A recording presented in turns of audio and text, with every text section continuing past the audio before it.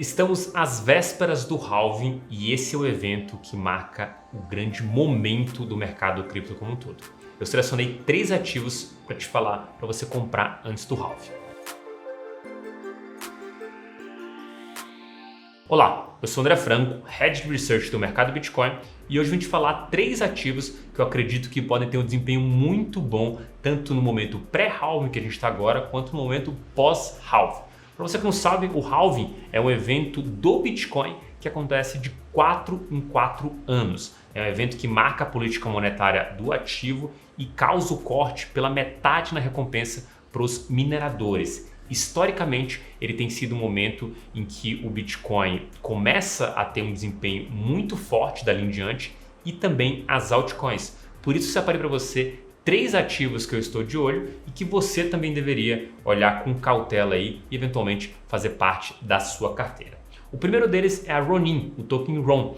É uma infra ligada a jogos e atualmente tem explodido em números. A gente está olhando ali uma base de usuários que passou da casa dos 600 mil usuários diários. Eu não estou falando, pessoal, de pessoas que vão lá e se inscrevem e abrem uma conta. Estou falando de 600 mil usuários que entram e jogam algum jogo dentro da Ronin. O tamanho do mercado ainda é pequeno dentro do contexto geral de jogos e comparativamente com seus pares, a Ronin tem um market cap menor, ou seja, uma possibilidade ainda de alcançar valores maiores desse que a gente está vendo hoje na tela.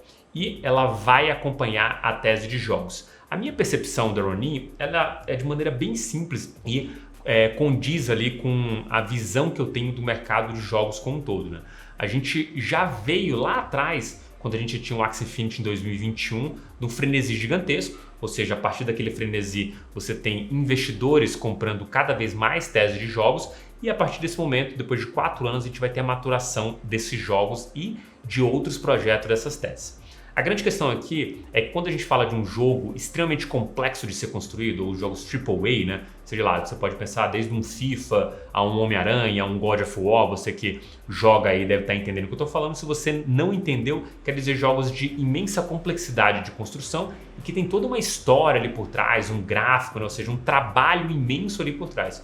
Quando a gente olha esses jogos, a gente já vê franquias extremamente premiadas que demoram de 5 a 7 anos para terem os seus jogos lançados, ou seja, novas versões desses jogos saindo. Isso contando que a equipe já está feita, você tem uma série de primitivos já prontos e só para conseguir fazer o assembling disso, juntar tudo, demora de 5 a 7 anos.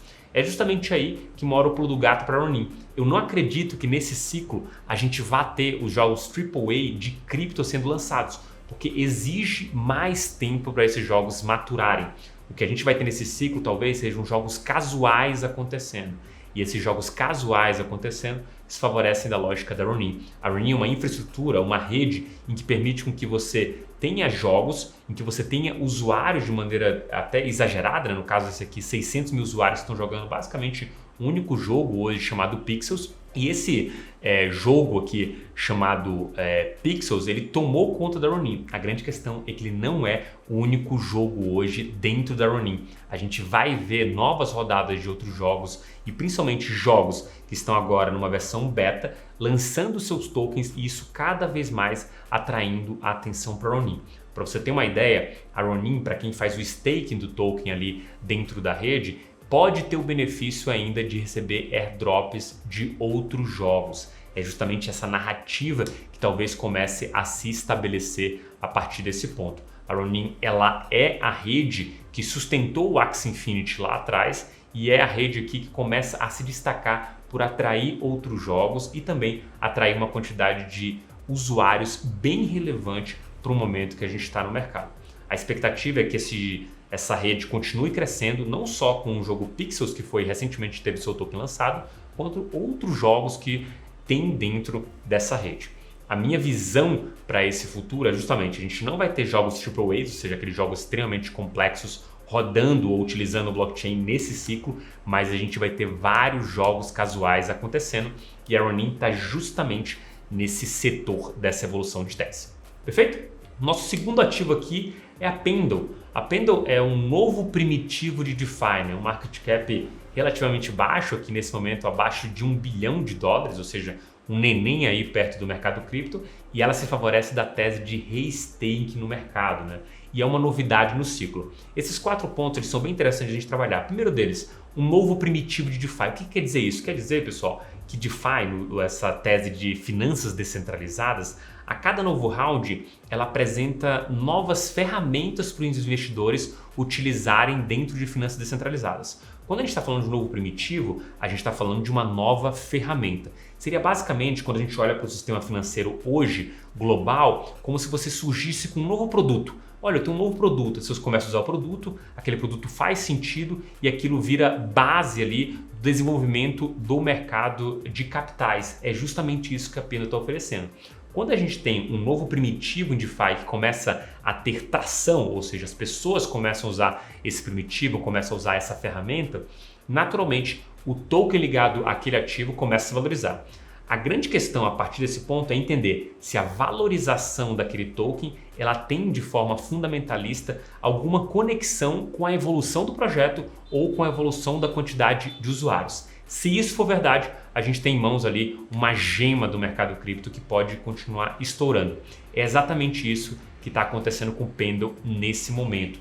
A gente tem um primitivo de DeFi muito forte que está sendo usado e é uma novidade no ciclo. E por ser novidade, é algo que ainda não foi desgastado ali pelo bear market. Ou seja, tem a possibilidade de ter nascido num momento muito bom de queda do mercado e lançado o token a posteriori para aí em seguida aproveitar só o bull market. A outra coisa que faz Pendle crescer e tem possibilidade de continuar crescendo é que ela está dentro da tese de restaking.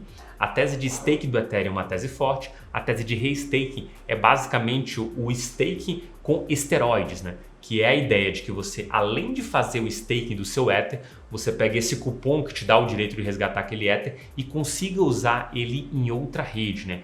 Obviamente, pessoal, quando a gente olha para o contexto global dessa tese de você ter um ativo que está em 2 lugares ao mesmo tempo, em um cenário de queda do mercado vai ser muito desafiador. Mas no cenário de alta, isso acaba inflando todo o ecossistema como um todo e, naturalmente, quem tem esse token vai querer usar ele em várias partes e a Pendle, o token Pendle, ele se favorece do uso disso. Justamente porque você tem um mecanismo de staking que faz com que os holders sejam beneficiados pelo uso do ecossistema como um todo. Então fica aqui a minha visão sobre o Pendle para você e agora a gente pode ir para o nosso terceiro ativo, que é Stacks. Bom, Stacks ele está dentro da tese do Bitcoin. Calma, que eu não estou falando do Bitcoin, é de um cara que quer copiar o Bitcoin. O Stacks foi um projeto lançado já há alguns anos e ele tem a prerrogativa de estar blindado contra a SEC. Esse é outro ponto que é bem relevante porque não existe outro ativo de cripto, a não ser o Bitcoin, que esteja tão blindado contra a SEC. Justamente porque a Stacks ela fez todo um processo para o lançamento do token e seguiu as regras que a SEC impôs naquele momento. Ou seja, além de estar blindada com isso, ela está numa tese muito forte que é a tese do Bitcoin.